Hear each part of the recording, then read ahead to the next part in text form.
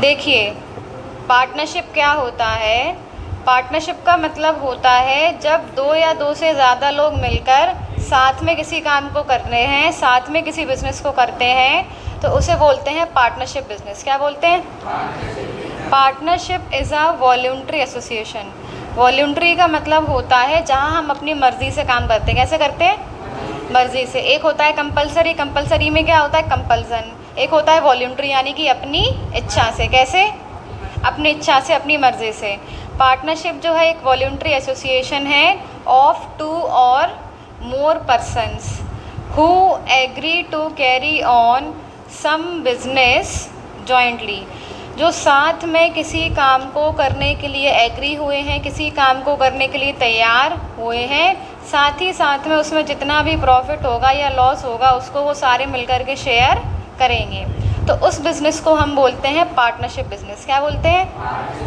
Partnership का evolution क्यों हुआ? The partnership was evolved to overcome the shortcomings of sole proprietorship.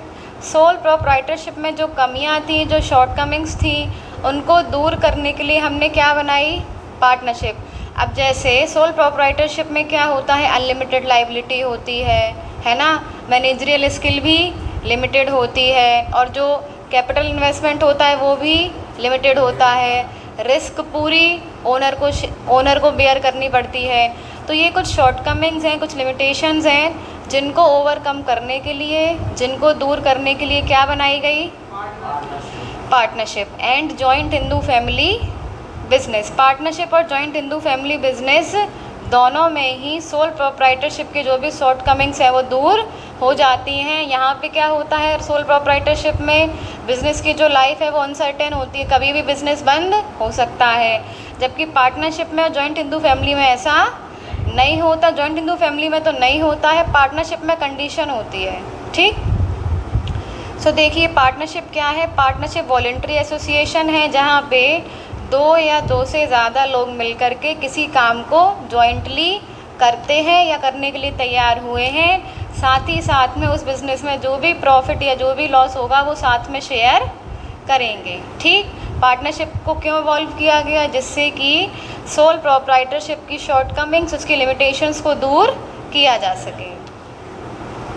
अब देखिए पार्टनरशिप के फीचर्स क्या होते हैं। सबसे पहला है टू और मोर पर्सन्स। पार्टनरशिप में दो या दो से ज़्यादा लोग होते हैं। There must be at least two persons to form a partnership. Partnership को फॉर्म करने के लिए कम से कम कितने पर्सन्स होने चाहिए? 2 persons। The maximum number of persons is 10 in banking business. Banking business में मैक्सिमम 10 होते हैं और नॉन बैंकिंग में मैक्सिमम 20 होते हैं। ठीक। So there must be at least कितने पर्सन्स होने चाहिए फॉर्म करने के लिए? 2। बैंकिंग में मैक्सिमम 10 होते हैं और नॉन बैंकिंग में 20।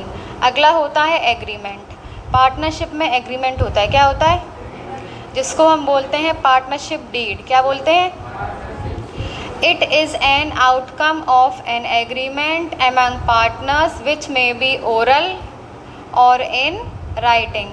पार्टनरशिप क्या है? पार्टनरशिप एक एग्रीमेंट का आउटकम होता है। जब हम आपस में कोई एग्रीमेंट करते हैं कि हम साथ में मिलकर के कोई काम करेंगे, तो वो जो एग्रीमेंट होता है वो ओरल भी हो सकता है और रिटर्न भी, यानी कि हमने मुंह से बोल कर भी हम एग्रीमेंट कर सकते हैं या फिर उसको रिटर्न में भी करवा सकते हैं। बट जो रिटर्न होता है उसके फ़ायदे ज़्यादा होते हैं एज़ कम्पेयर टू ओरल। आगे यदि कोई दिक्कत आती है तो रिटर्न एग्रीमेंट होना ज़रूरी है। ठीक। तो दैट्स वाई हमें रिटर्न ही करवाना चाहिए।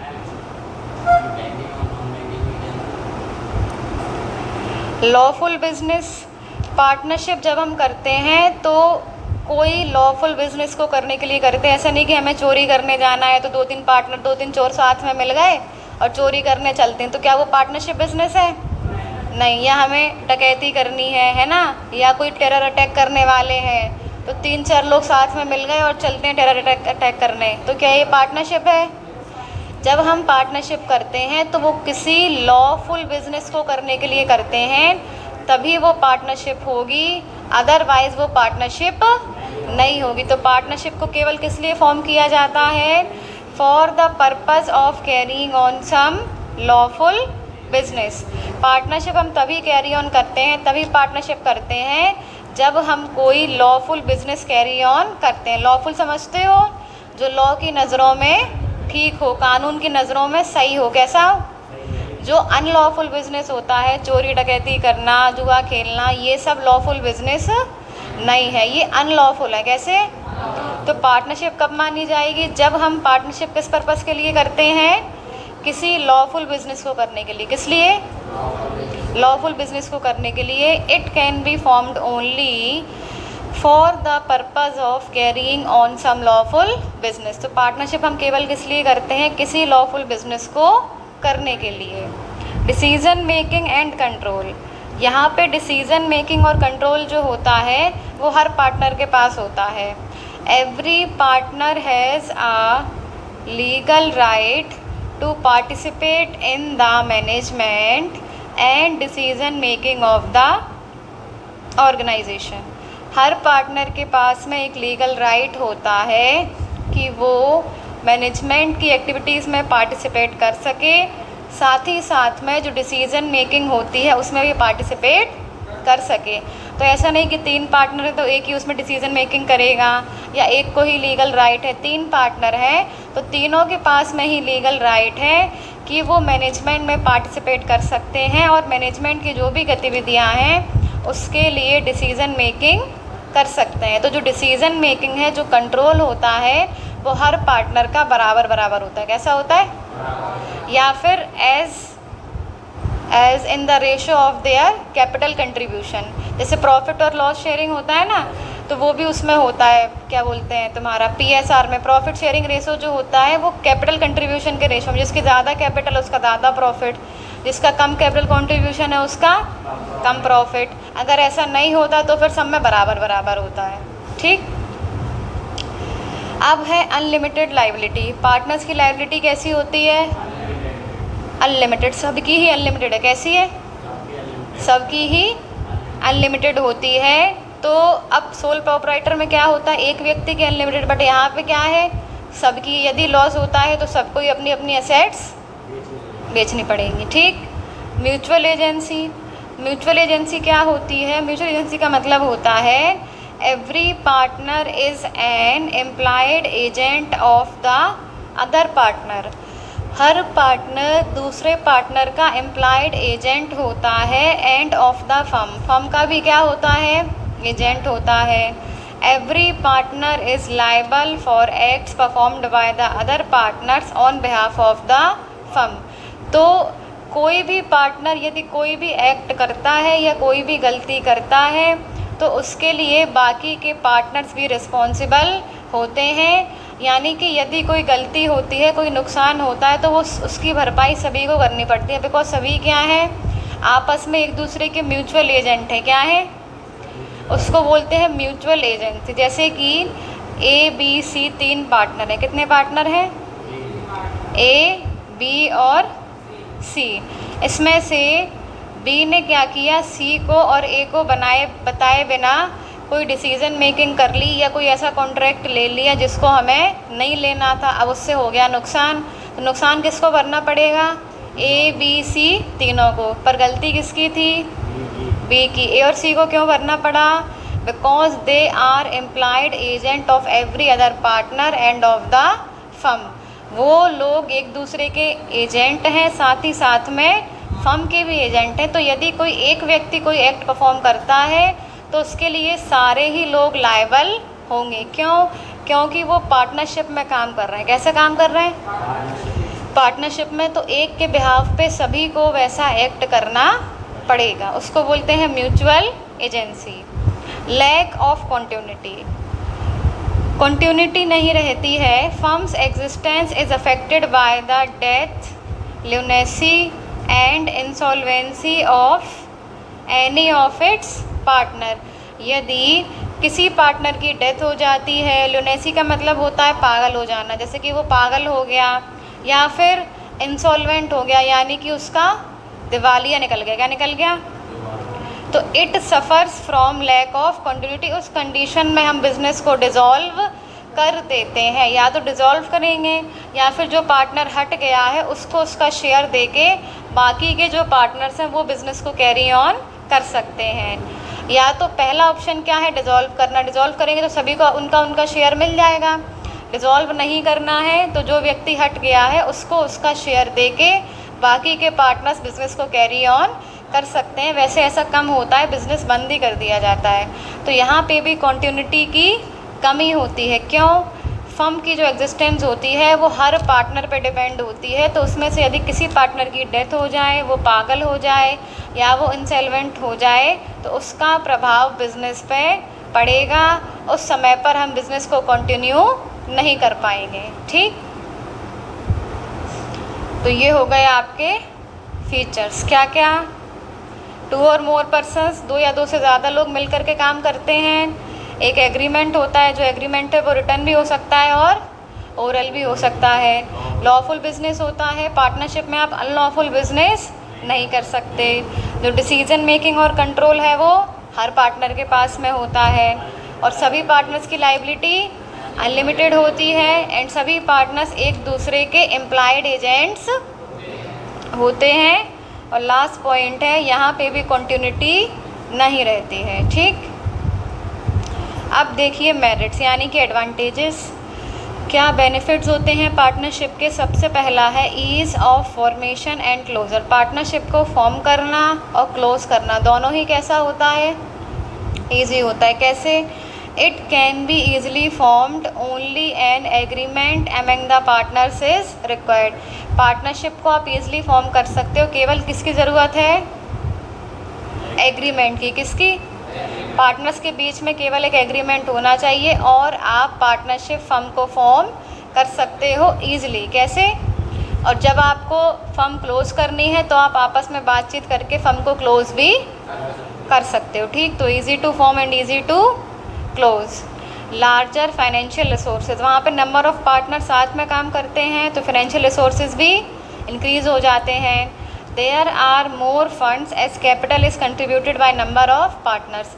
जितने पार्टनर्स होंगे उतने ही लोग कैपिटल अपनी अपनी लेकर के आएंगे।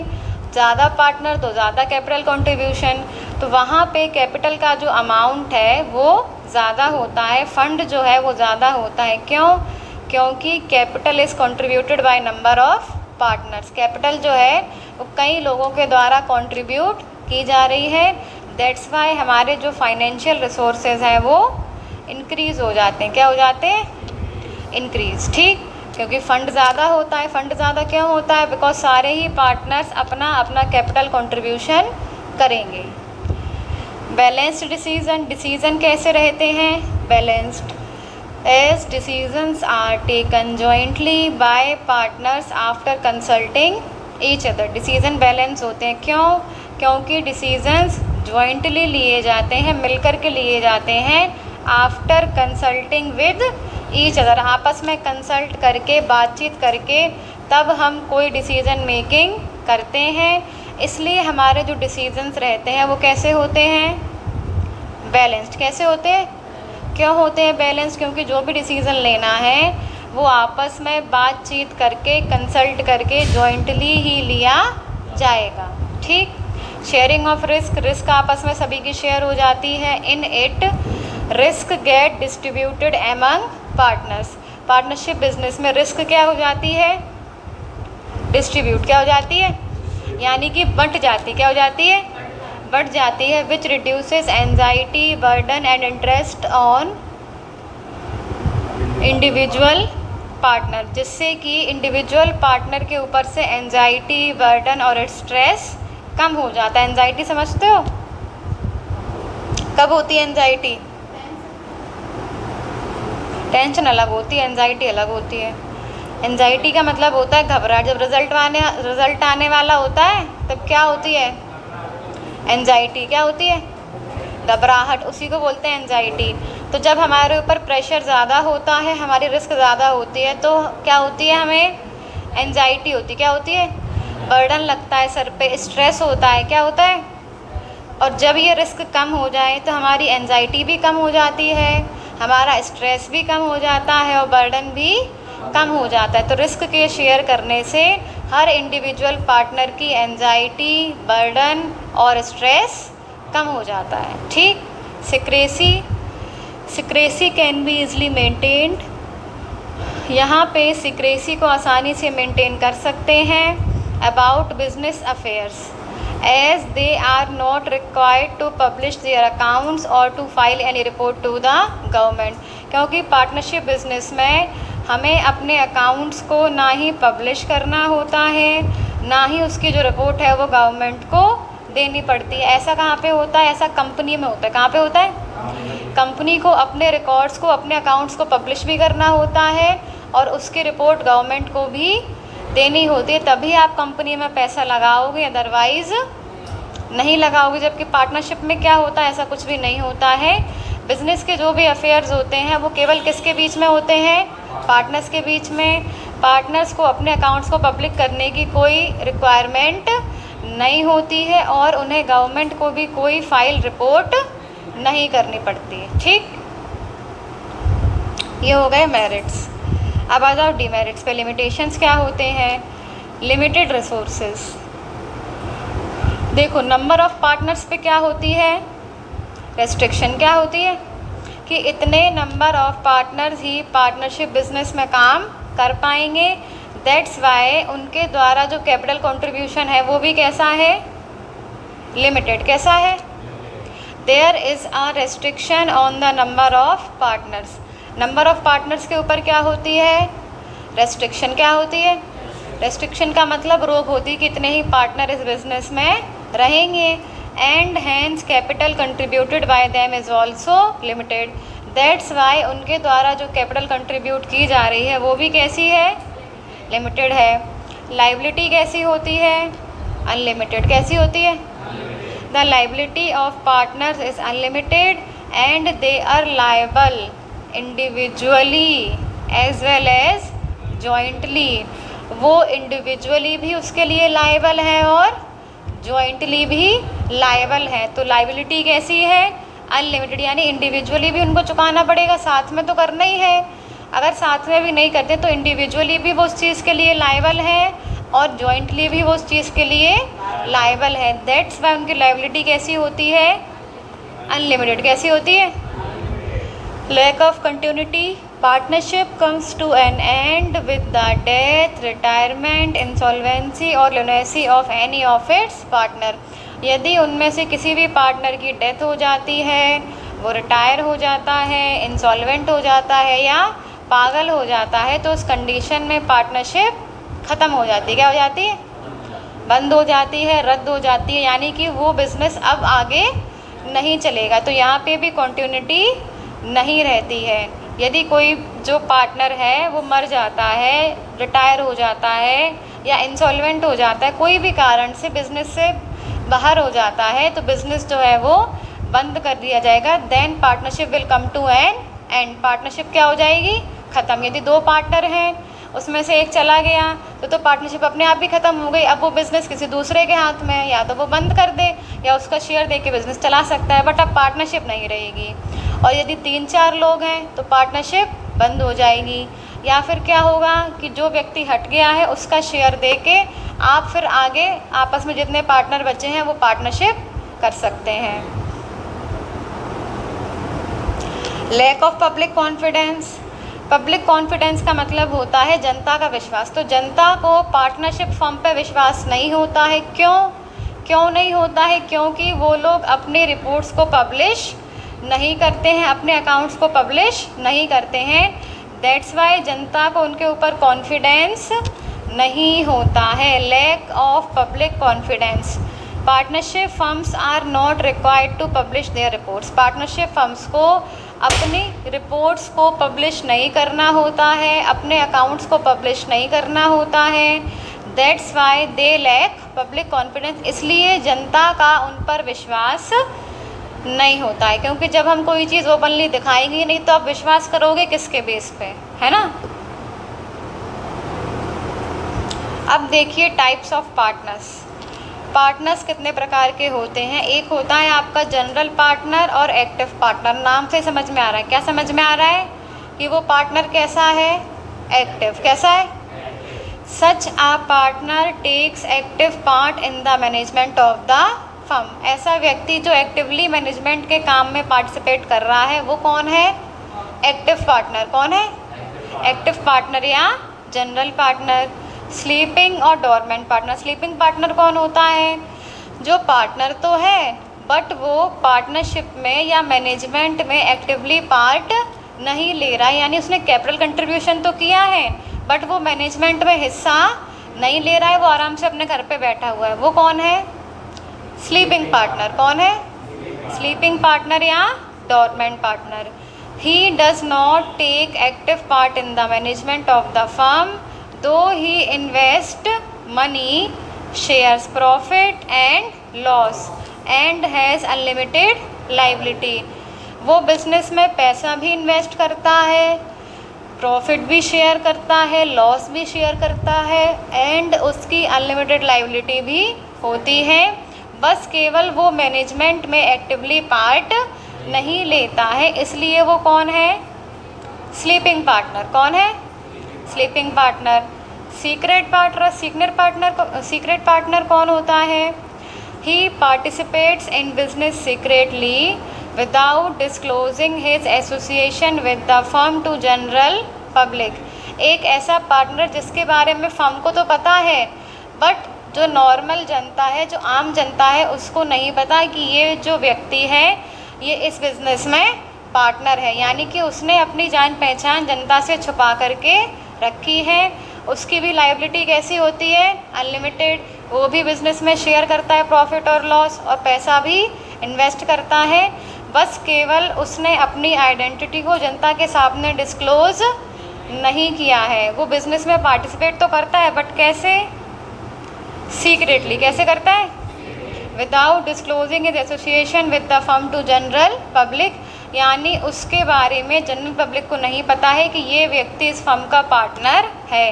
वो पार्टनर तो है बट कैसे है? सीक्रेटली। कैसे? उस फर्म का पार्टनर है, इसके बारे में जनता को कुछ भी पता नहीं है। और उसकी लायबिलिटी भी कैसी होती है? अनलिमिटेड। कैसी होती है? नॉमिनल पार्टनर कौन होता है? Such a partner only gives his name. ऐसा पार्टनर जो केवल क्या दे रहा है? अपना नाम। और क्या दे रहा है? अपनी to the firm. He neither invest money nor takes profit but his liability is unlimited.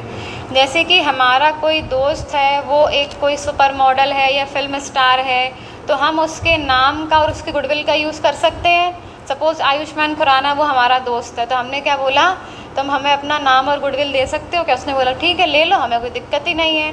तो हमने जनता में क्या खबर फैला दी कि हमारी कंपनी में हमारा जो पार्टनर है वो कौन है?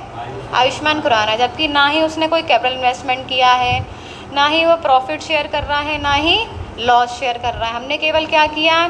उसके नाम का और उसकी गुडविल का यूज़ किया।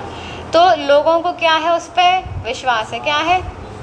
तो लोग हमारी कंपनी में पैसा लगाएंगे, इन्वेस्ट करेंगे, हमसे सामान खरीदेंगे। क्यों?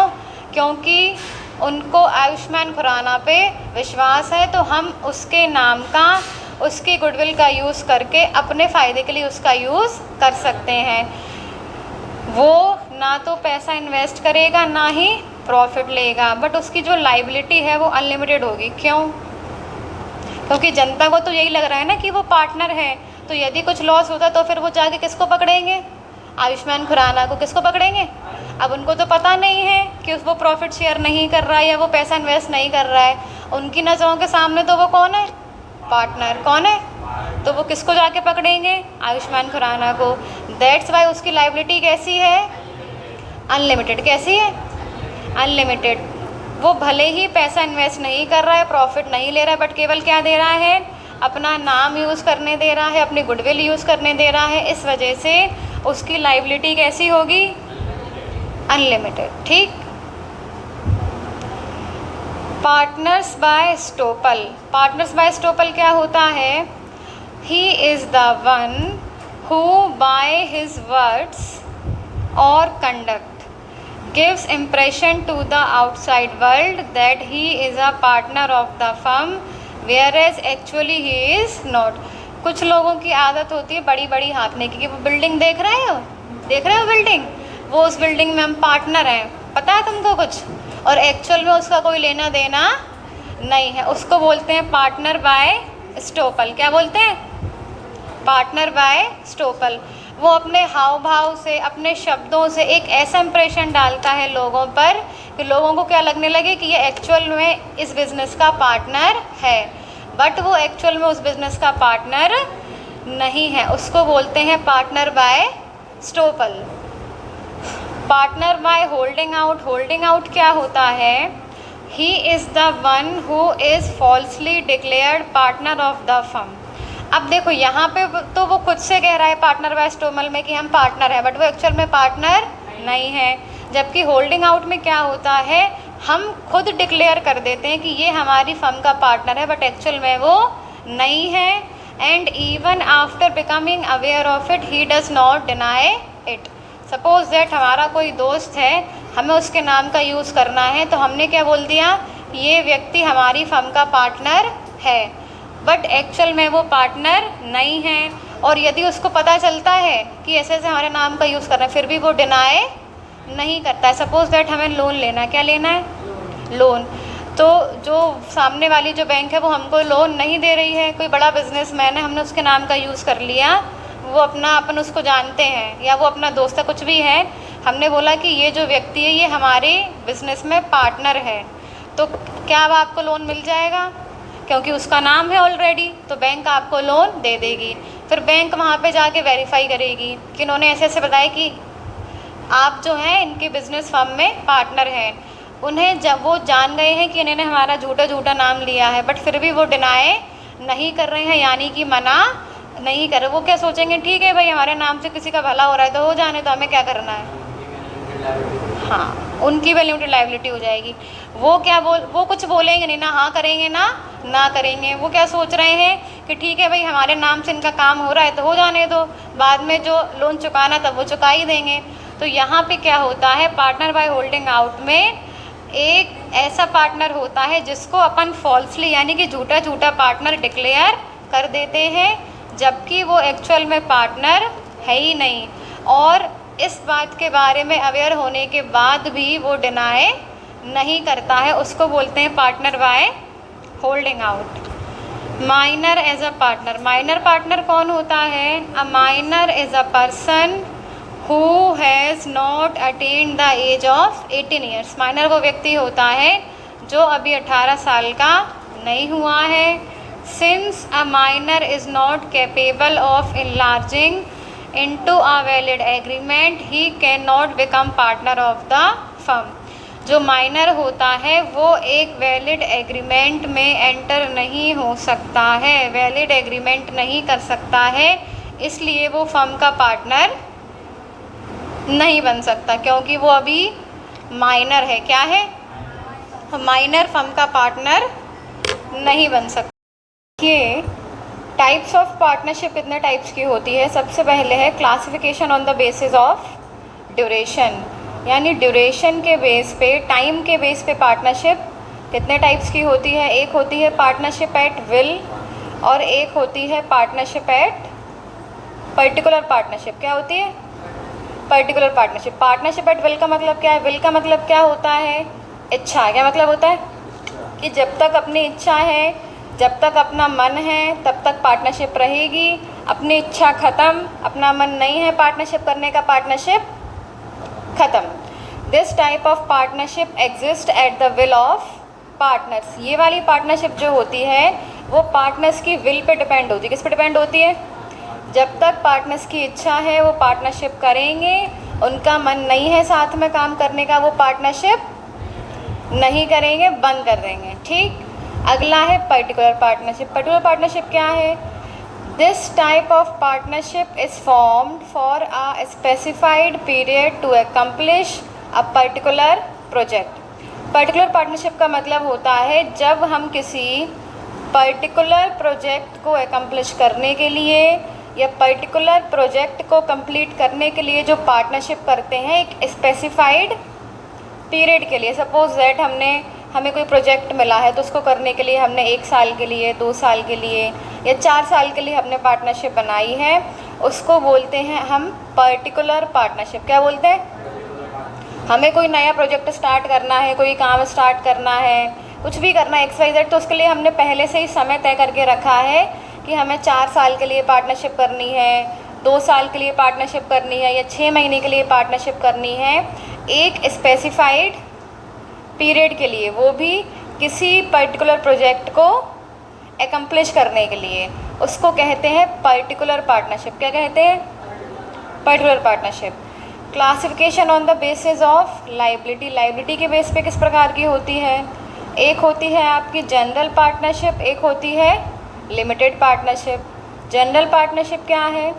In this liability of partners is limited and joint. यहाँ पे पार्टनर्स की लाइबिलिटी जो होती है वो लिमिटेड होती है। क्या होती है?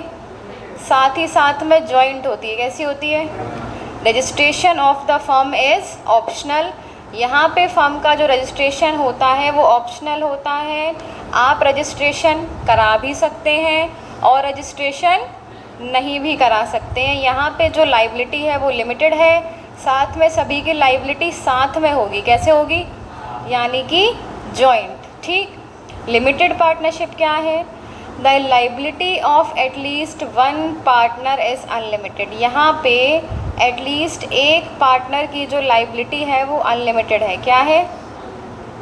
Whereas the other partners में है लिमिटेड।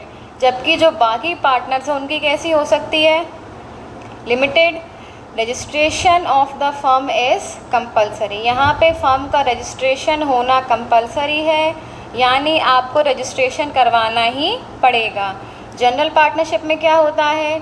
ऑप्शनल होता है। आप रजिस्टर उसको करवा भी सकते हैं और नहीं भी करवा सकते हैं। जबकि लिमिटेड में क्या होता है? कंपलसरी। क्या होता है? यानी कि आपको करवाना ही पड़ेगा। ठीक।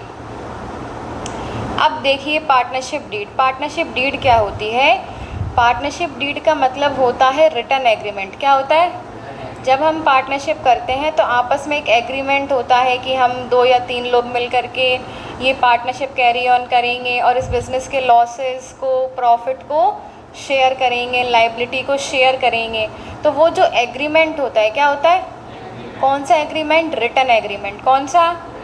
उसको हम कहते हैं पार्टनरशिप डीड। क्या कहते हैं? अच्छा टॉपिक है, अच्छा क्वेश्चन है, पूछा भी जाता है एग्ज़ाम में। The written agreement on a stamp paper. Stamp paper पे जो रिटन एग्रीमेंट होता है which specifies the terms and conditions of partnership, जो कि पार्टनरशिप की टर्म्स एंड कंडीशंस यानी कि नियम और शर्तों को बताता है। It is called partnership deed. उसे क्या बोलते हैं अपन? Partnership deed. जो रिटन एग्रीमेंट हम बनाते हैं स्टैम्प पेपर पे, जहाँ पे पार्टनरशिप के रिगार्डिंग क्या आपका PSR होना चाहिए, प्रॉफिट शेयरिंग रेशियो होना चाहिए, क्या लॉस होना चाहिए, कितनी कैपिटल कंट्रीब्यूशन होगी, है ना, जो भी पार्टनर्स हैं उनके नाम क्या है, उनके एड्रेसेस क्या है, ये सारी चीज़ें कहाँ पे होंगी? पार्टनरशिप डीड में। कहाँ पे होंगी? पार्टनरशिप डीड में। ठीक। It generally includes the following aspects. कौन कौन से एस्पेक्ट्स होते हैं यहाँ पे? देखिए, तो यहाँ पे कौन कौन से एस्पेक्ट्स लिए जाते हैं पार्टनरशिप में? Name of the firm. Firm का नाम क्या है ये आपको एग्रीमेंट में मिलेगा। लोकेशन और address of the firm. Firm समझते हो? बिजनेस। उसकी लोकेशन क्या है, एड्रेस क्या है, ड्यूरेशन ऑफ द बिज़नेस, कितने समय के लिए वो बिज़नेस बनाया गया है। Investment made by each partner. Her partner के द्वारा कितना इन्वेस्टमेंट किया जा रहा है, यानी वो कितना कितना कैपिटल कंट्रीब्यूट कर रहे हैं। Profit sharing ratio of the partners. Partners का प्रॉफिट शेयरिंग रेशियो क्या है, यानी कि जो प्रॉफिट है वो किस रेशियो में शेयर करेंगे। कंडीशन रहती है या तो वो जिस रेशियो में उन्होंने कैपिटल कंट्रीब्यूशन किया है उस रेशियो में शेयर करेंगे, या फिर इक्वल करते हैं। कैसा करते हैं? इक्वल PSR होता है। ठीक। Terms related to salary. Salary से रिलेटेड क्या टर्म्स होंगे? ड्राइंग से रिलेटेड क्या टर्म्स होंगे? ड्राइंग का मतलब होता है पैसे अपनी पर्सनल यूज़ के लिए बिजनेस से पैसे निकालना। ठीक। Interest on capital. कैपिटल पे क्या इंटरेस्ट रहेगा? Interest on drawings. ड्राइंग्स पे क्या इंटरेस्ट चार्ज रहेगा, ये सारे जो भी टर्म्स एंड कंडीशंस होते हैं वो आपको पार्टनरशिप डीड में मिलेंगे। Duties and obligations of partners, partners की क्या ड्यूटीज़ रहती हैं, क्या ऑब्लिगेशंस रहती हैं, ये भी आपको पार्टनरशिप डीड में मिलेगा।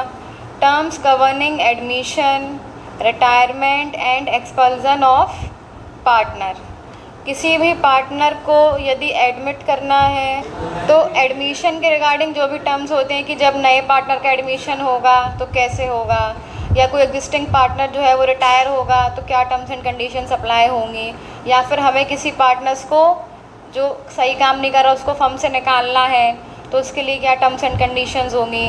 Preparation of accounts and their auditing, जो भी अकाउंट्स बनेंगे उनकी जो ऑडिटिंग होगी वो कैसे होगी।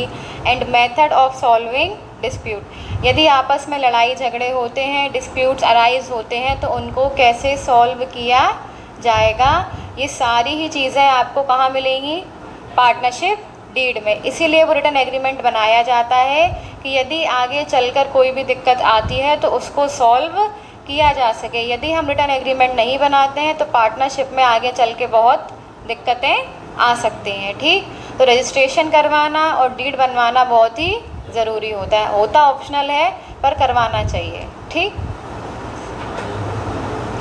अब देखिए रजिस्ट्रेशन ऑफ पार्टनरशिप। रजिस्ट्रेशन जो होता है वो कैसे होता है, ज़रूरी होता है या नहीं होता है। देखिए registration is not compulsory, registration जो है वो कंपलसरी नहीं है, ऑप्शनल है। कैसा है, यानी कि हम अपनी फर्म को रजिस्टर्ड करवा भी सकते हैं और नहीं भी करवा सकते हैं, but it is always beneficial to get the firm registered. But firm को हमेशा रजिस्टर कराना क्या होता है, बेनिफिशियल। क्या होता है, the consequences of non registration are as follows. तो नॉन रजिस्ट्रेशन के क्या कंसिक्वेंसेस होते हैं, यदि हम रजिस्ट्रेशन नहीं कराते हैं तो क्या होगा।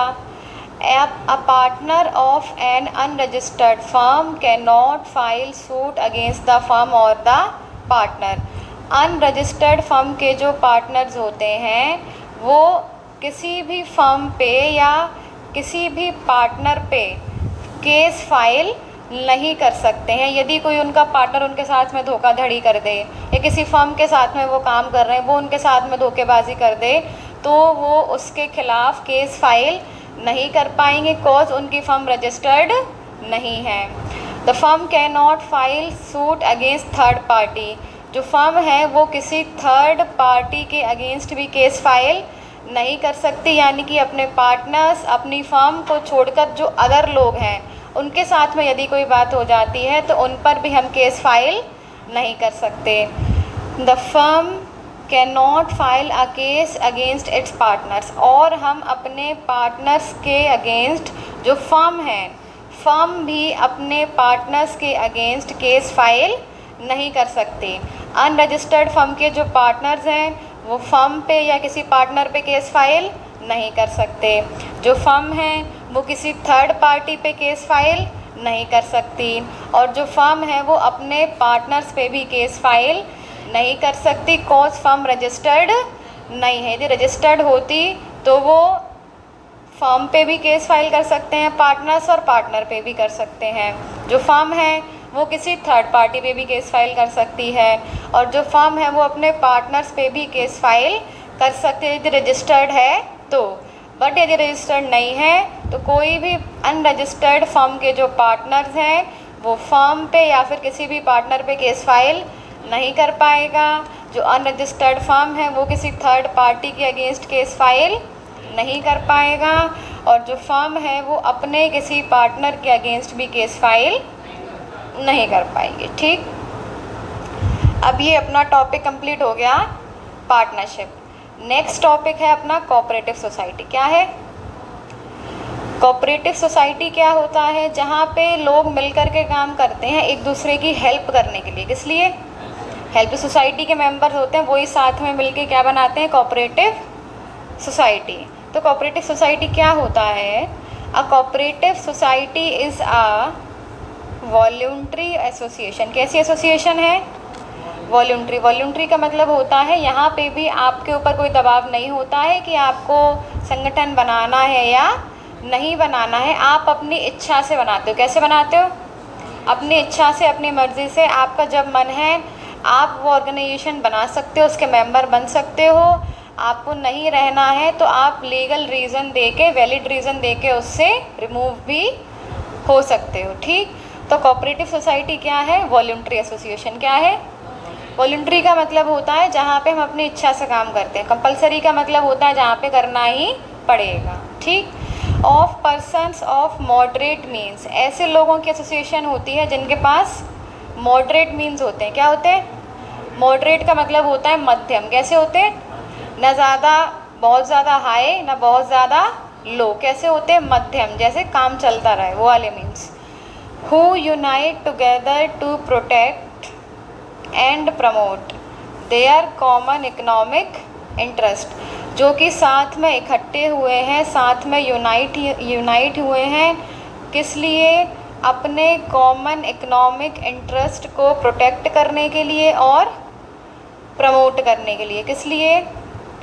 अपने कॉमन इंटरेस्ट को प्रोटेक्ट करने के लिए और प्रमोट करने के लिए। ठीक, कोऑपरेटिव सोसाइटी एक वॉलंटरी एसोसिएशन होती है लोगों की जिनके पास मॉडरेट मीन्स होते हैं, मीडियम मीन्स होते हैं, जो कि साथ में यूनाइट, साथ में इकट्ठे होते हैं, जिससे कि सभी के इकोनॉमिक इंटरेस्ट को प्रोटेक्ट किया जा सके और प्रमोट किया जा सके, सभी की हेल्प हो सके। ठीक, फीचर्स क्या होते हैं कोऑपरेटिव सोसाइटी के? सबसे पहला है वॉलंटरी एसोसिएशन। कैसी एसोसिएशन है?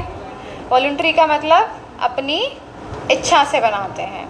Everyone having a common interest is free to join a cooperative society. वो सभी लोग जिनका इंटरेस्ट कैसा है? कॉमन। कैसा है? यानी सभी लोग एक ही पर्पस के लिए काम करना चाहते हैं। वो कौन है? कॉमन इंटरेस्ट वाले लोग हैं। कौन है? तो वो सभी कोऑपरेटिव सोसाइटी को ज्वाइन कर सकते हैं। They are free to join cooperative society and can also leave the society after giving proper notice. और यदि उन्हें उस सोसाइटी को छोड़ना है कुछ समय बाद, या उन्हें लीव करना है सोसाइटी को, तो वो प्रॉपर नोटिस दे कर के उसको छोड़ भी सकते हैं, लीव भी कर सकते हैं। ठीक, अगला क्या है? Legal status. It's registration is compulsory and it gives it a separate legal identity. उसका जो रजिस्ट्रेशन होता है वो कंपल्सरी होता है। कैसा होता है? Compulsory. And it gives it a separate legal identity. उससे क्या मिल जाती है?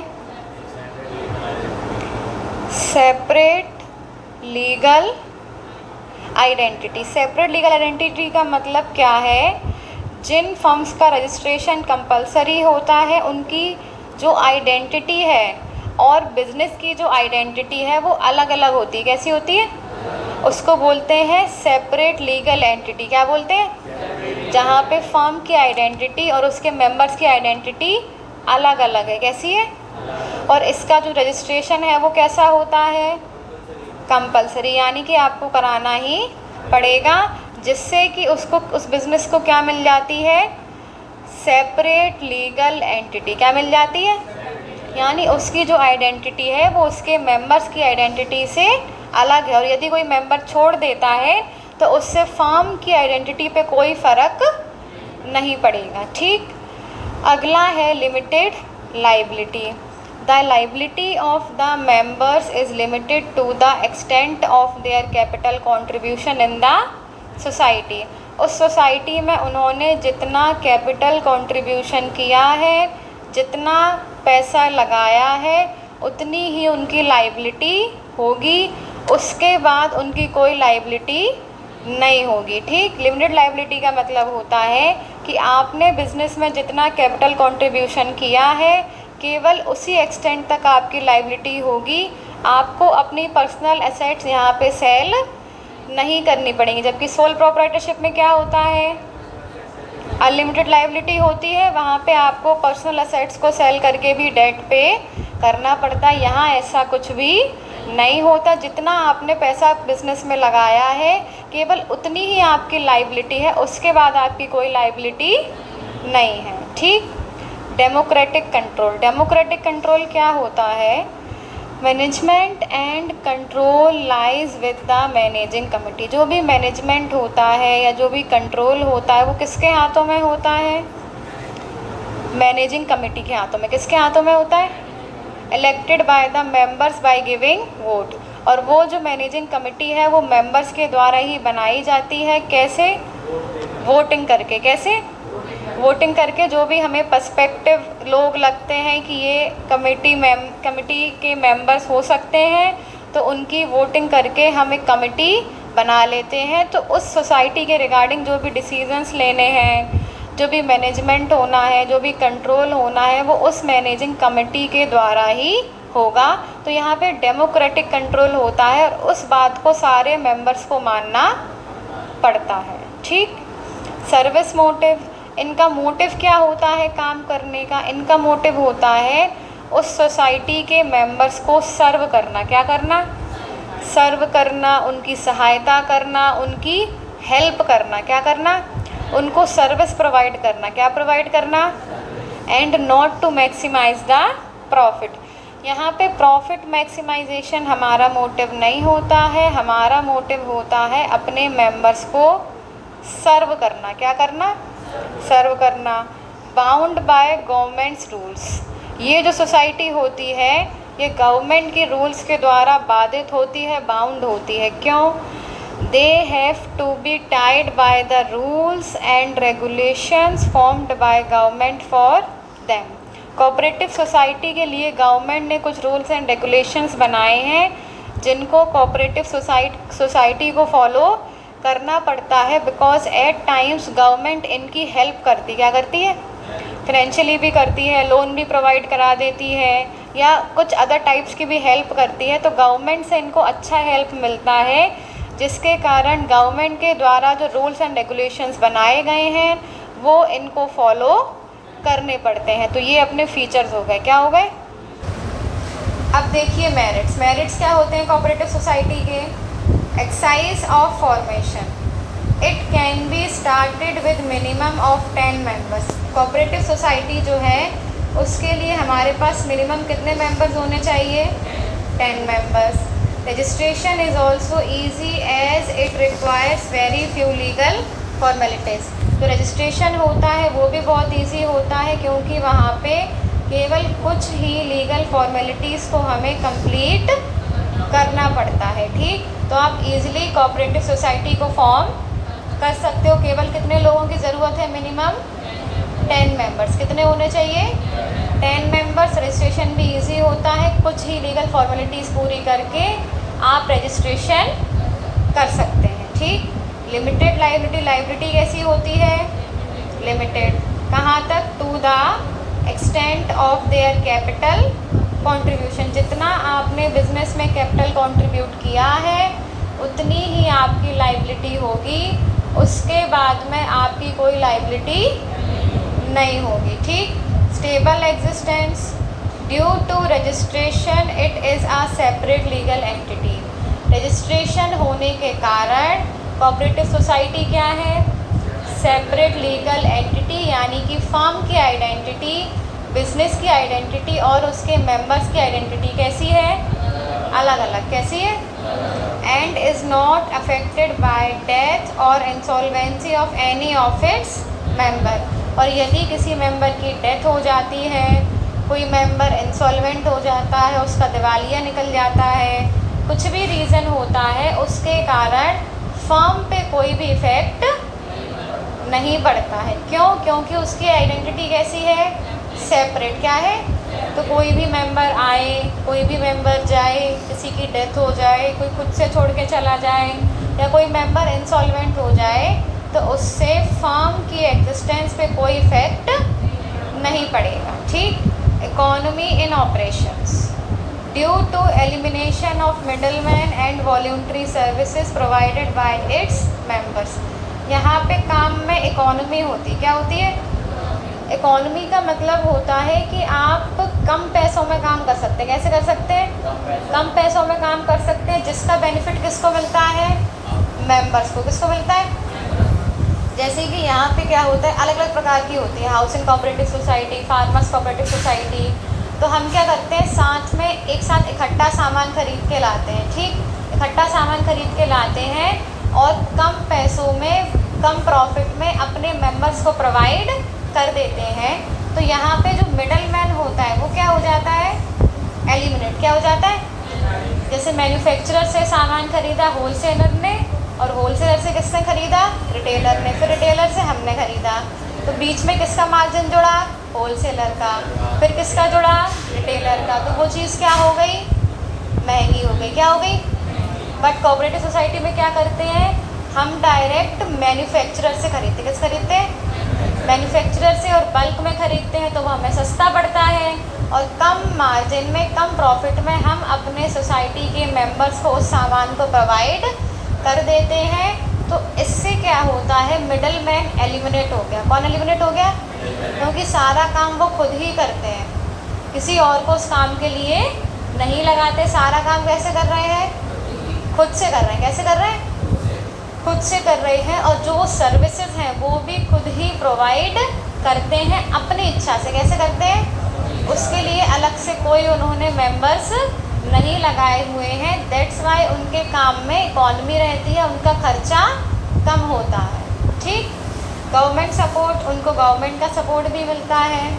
Government provide support by giving loans at lower interest rates, subsidies and by charging less taxes. Government भी उनका सपोर्ट करती है। कैसे? By giving loans at lower rates, कम इंटरेस्ट रेट पे उनको लोन प्रोवाइड करती है। क्यों? क्योंकि उससे वो जो काम कर रहे हैं वो समाज के भले के लिए कर रहे हैं। किस लिए कर रहे हैं? समाज के भले के लिए, सोसाइटी के लोगों को सर्व करने के लिए। इसलिए गवर्नमेंट भी उनकी हेल्प करती है, उनको लो इंटरेस्ट रेट पे प्रोवाइड करती है लोन्स, सब्सिडीज़ प्रोवाइड करती है। सब्सिडीज़ जानते हो क्या होती है? सब्सिडीज़ जैसे सिलेंडर पे सब्सिडी मिलती है, बहुत सारी चीज़। सब्सिडी का मतलब होता है छूट मिलना। क्या होता है? तो बहुत सारी चीज़ों पे उनको छूट मिलती है। बाय चार्जिंग लेस टैक्सेस, और कई सारी जगह होती हैं जहाँ पे उनसे टैक्स भी बहुत कम ही चार्ज किया जाता है। तो इस प्रकार से गवर्नमेंट उनको सपोर्ट करती है, उनका हेल्प करती है। ठीक, social utility, it promotes personal liberty, social justice and mutual cooperation. जो कोऑपरेटिव सोसाइटी है वो पर्सनल लिबर्टी को, सोशल जस्टिस सामाजिक न्याय को, और म्यूचुअल कोऑपरेशन को प्रमोट करती है। क्या करती है? प्रमोट यानी बढ़ावा देती है। वहाँ पे XYZ जो भी काम किया जाता है वो सभी के भले के लिए किया जाता है। किसके किया जाता है? उनका जो मोटिव होता है वो प्रॉफिट अर्न करना नहीं होता है। उनका मोटिव होता है सोसाइटी के जितने भी मेंबर्स हैं उनको सर्विसेज प्रोवाइड की जा सकें, उनकी हेल्प की जा सके, सभी के साथ में न्याय हो सके। ठीक, तो ये क्या हो गए अपने मेरिट्स? क्या हो गए? अब देखिए लिमिटेशंस यानी कि डीमेरिट्स। शॉर्टेज ऑफ कैपिटल, यहाँ पे कैपिटल की कमी होती है, यानी कि जो पूंजी होती है वो कम होती है। क्यों होती है कम? It suffers from shortage of capital as it is usually formed by people with limited means. जिनके पास लिमिटेड मीन्स होते हैं, जिनके पास मॉडरेट मीन्स होते हैं, यानी कि कम रिसोर्सेज क्या होते हैं, वो ही इस सोसाइटी में काम करते हैं, वो ही मिलकर के सोसाइटी को बनाते हैं। दैट्स वाई जो कैपिटल कंट्रीब्यूशन होता है या जो कैपिटल होती है वो कम होती है, बिकॉज सभी के पास में लिमिटेड मीन्स हैं, सभी के पास में लिमिटेड रिसोर्सेज हैं, सभी के पास में लिमिटेड कैपिटल है, तो वो अपना अपना पैसा इन्वेस्ट करेंगे। तो जो कैपिटल कंट्रीब्यूशन है वो भी कम रहेगा। कैसा रहेगा? दैट्स वाई वहाँ पे कैपिटल की शॉर्टेज होती है। क्या होती है? शॉर्टेज। क्योंकि जो अच्छे पैसे वाले लोग होते हैं उनको तो सोसाइटी बनाने की ज़रूरत ही नहीं है, वो तो पहले से ही उनके पास सब कुछ है। जिनके पास मॉडरेट मीन्स होते हैं, लिमिटेड मीन्स होते हैं, वो ही अपना पैसा इकट्ठा लगा करके सोसाइटी को फॉर्म करते हैं। इनएफिशिएंट मैनेजमेंट, यहाँ पे जो मैनेजमेंट होता है वो भी इनएफिशिएंट होता है। क्यों? Cooperative society is managed by elected members. Cooperative society जो है वो इलेक्टेड मेंबर्स के द्वारा मैनेज की जाती है, who may not be competent and experienced, जो कि हो सकता है कम्पिटेंट ना हो, एक्सपीरियंस्ड ना हो। अब सोसाइटी में जितने मेंबर्स काम करते हैं उनमें से हर कोई कम्पिटेंट और एक्सपीरियंस तो नहीं हो सकता है, तो हमने तो अपने मन से हमें जो अच्छा लगा उसको वोट दे के हमने कमेटी का मेंबर बना दिया। बट मे भी हो सकता है वो उस पद के लिए, क्या बोलते हैं उसको, उस पद के लिए बिल्कुल एग्जैक्ट फिट ना बैठ रहा हो, वो उसके पास में इतनी नॉलेज ना हो, इतना एक्सपीरियंस ना हो, वो उस पद के लिए कम्पिटेंट ना हो। दैट्स वाई जो मैनेजमेंट होता है वो भी कैसा होता है? इनएफिशिएंट। कैसा होता है? इनएफिशिएंट, बिकॉज हमने जो मेंबर्स को इलेक्ट किया है हो सकता है वो कम्पिटेंट ना हो और वो एक्सपीरियंस्ड ना हो। लैक ऑफ मोटिवेशन, किसकी कमी होती है? मोटिवेशन की कमी होती है, बिकॉज यहाँ पे जब हम अपना बेस्ट एफर्ट्स देते हैं तो एफर्ट्स के बीच में और रिवॉर्ड के बीच में कोई भी डायरेक्ट लिंक नहीं होती कि आप जितना ज़्यादा एफर्ट्स लगाओगे उतना ज़्यादा प्रॉफिट आपको मिलेगा। बिकॉज यहाँ पे किस लिए काम कर रहे हैं? सभी मेंबर्स को सर्व करने के लिए, उनकी हेल्प करने के लिए, सर्विस प्रोवाइड करने के लिए। किस लिए? सर्विस प्रोवाइड करने के लिए। दैट्स वाई यहाँ पे एफर्ट्स में और रिवॉर्ड में कोई भी डायरेक्ट लिंक नहीं होती है। Members are not inclined to put their best efforts. Members अपना बेस्ट एफर्ट्स देने के लिए मोटिवेटेड नहीं रहते हैं, प्रोत्साहित नहीं रहते हैं। क्यों? As there is no direct link between efforts and reward.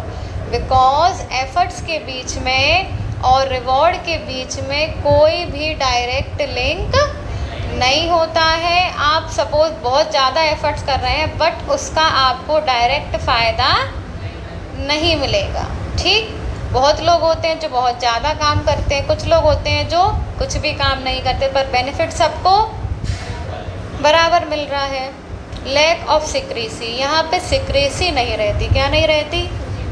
Secrecy का मतलब है यहाँ पे कोई भी बात सीक्रेट रूप से नहीं रहती है, क्योंकि उस सोसाइटी के जो भी अफेयर्स होते हैं उनको मीटिंग में ओपनली डिस्कस किया जाता है, which makes it difficult to maintain secrecy, जिसके कारण सीक्रेसी को मेंटेन करना क्या हो जाता है? डिफ़िकल्ट। क्या हो जाता है? डिफ़िकल्ट। उसके जो अफेयर्स होते हैं उनको ओपनली डिस्कस किया जाता है उनकी मीटिंग्स में, जिसके कारण सीक्रेसी को मेंटेन करना डिफ़िकल्ट हो जाता है। ठीक। कन्फ्लिक्ट एमंग मेंबर्स, मेंबर्स के बीच में कन्फ्लिक्ट्स होने लगते हैं। क्या होने लगते हैं? कन्फ्लिक्ट्स यानी कि तुम बोल सकते हो वाद विवाद, लड़ाई झगड़े, ये कन्फ्लिक्ट्स होने लगते हैं। क्यों? The members are from different sections of society. जो मेंबर्स हैं वो सोसाइटी के अलग अलग सेक्शन से आते हैं, अलग अलग बैकग्राउंड से आते हैं। उनका जो व्यू पॉइंट है वो सभी का अलग अलग है, सभी की थिंकिंग अलग अलग है ना, सभी का जो बैकग्राउंड है वो अलग अलग है। तो उनके जो व्यूज़ होते हैं वो कभी कभी मैच नहीं करते। एक बंदा कुछ कह रहा है, दूसरा बंदा कुछ और कह रहा है, तो आपस में उनके जो व्यूज़ हैं वो मैच नहीं करते, जिसके कारण क्या होते हैं? कन्फ्लिक्ट्स अराइज होते हैं। क्या होते हैं? यानी कि आपस में वाद विवाद होते हैं। क्या होते हैं? वाद विवाद होते हैं। Sometimes when some members become rigid the result is conflict. तो कभी कभी कुछ मेंबर्स क्या होते हैं, अपनी बात पे अड़ जाते हैं। क्या हो जाते हैं? कि नहीं, हम जैसा कह रहे हैं वैसा ही होगा, ऐसा आपको करना ही पड़ेगा। तो उनके रिजिड होने के कारण फिर क्या होता है? कन्फ्लिक्ट्स अराइज होते हैं, वाद विवाद होते हैं, आपस में लड़ाई झगड़े होने लगते हैं। ठीक। तो इस कारण से आपस में कन्फ्लिक्ट्स अराइज होते हैं। तो of cooperative society, cooperative society किस किस प्रकार की होती है? पहली है आपकी कंज्यूमर कोऑपरेटिव सोसाइटी। क्या है? अलग अलग टाइप्स की होती हैं, consumer cooperative, producer cooperative, farmer cooperative, marketing cooperative और हाउसिंग कोऑपरेटिव, क्रेडिट कोऑपरेटिव। ये सभी अलग अलग प्रकार की कोऑपरेटिव सोसाइटी बनाई गई हैं अलग अलग टाइप के लोगों के लिए। ठीक, तो सबसे पहले हम देखते हैं consumer cooperative. Consumer cooperative society क्या है? It is formed to protect the interest of consumers. ये हम किस लिए फॉर्म करते हैं? कंज्यूमर्स के इंटरेस्ट को बचाने के लिए, कंज्यूमर्स के इंटरेस्ट को प्रमोट करने के लिए। किस लिए? कंज्यूमर्स के इंटरेस्ट को प्रमोट करने के लिए, प्रोटेक्ट करने के लिए। It seeks to eliminate middleman. यहाँ पे जो मिडलमैन होते हैं उनको एलिमिनेट कर दिया जाता है by establishing a direct link with the producers. Because यहाँ पे हमारी जो डायरेक्ट लिंक है वो किसके साथ में जुड़ जाती है? तो सभी मिडलमैन हट जाते हैं, यानी जो बीच का उनका मार्जिन था वो कट हो गया। क्या हो गया? तो अब हमें डायरेक्ट कहाँ से सामान मिल रहा है? प्रोड्यूसर से। तो वो कम पैसों में मिलेगा क्योंकि मिडलमैन हट चुका है। It purchases goods of daily consumption. Daily consumption के जो गुड्स होते हैं वो डायरेक्टली किससे खरीदे जाते हैं? मैन्युफैक्चरर से और होलसेलर से। And sells them to the members at reasonable prices.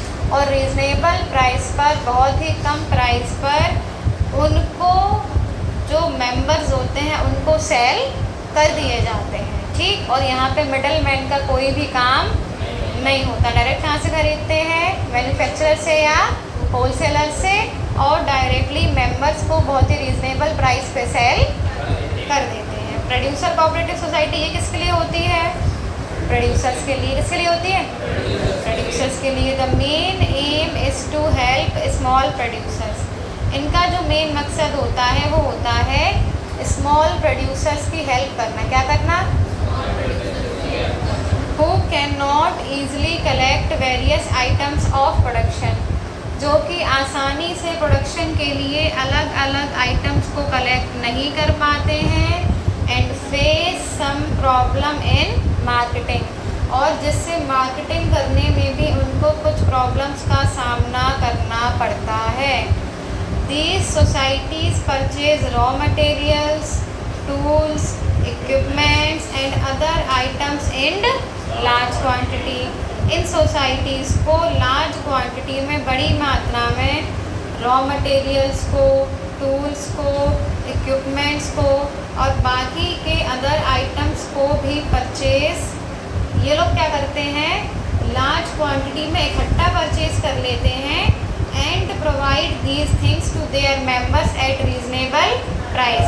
अब प्रोड्यूसर्स को जिन भी चीज़ों की ज़रूरत होती है, जैसे कि raw material, tools, equipments, machineries, तो ये सोसाइटी वाले लार्ज क्वांटिटी में उनको परचेज कर लेते हैं और रीज़नेबल प्राइस पे सभी प्रोड्यूसर्स को प्रोवाइड कर देते हैं, जिससे प्रोड्यूसर्स कम पैसों में उस सामान को खरीद सकते हैं। तो किसकी हेल्प करने के लिए बनाई गई? प्रोड्यूसर्स की हेल्प करने के लिए। किसके लिए? क्योंकि जो स्मॉल प्रोड्यूसर्स होते हैं वो ईज़िली हर आइटम को कलेक्ट नहीं कर पाते हैं और मार्केटिंग करने में भी उनको दिक्कत होती है।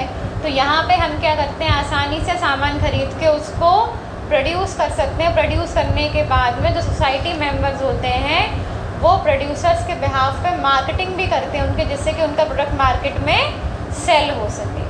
ठीक, marketing cooperative society, it performs various marketing functions. Marketing cooperative society जो है वो मार्केटिंग फंक्शंस परफॉर्म करती है, जैसे कि ट्रांसपोर्टेशन हो गया, warehousing, packaging, grading, marketing, research, ETC for the benefit of its members. अपने मेंबर्स की हेल्प करने के लिए मार्केटिंग कोऑपरेटिव सोसाइटी क्या करती है?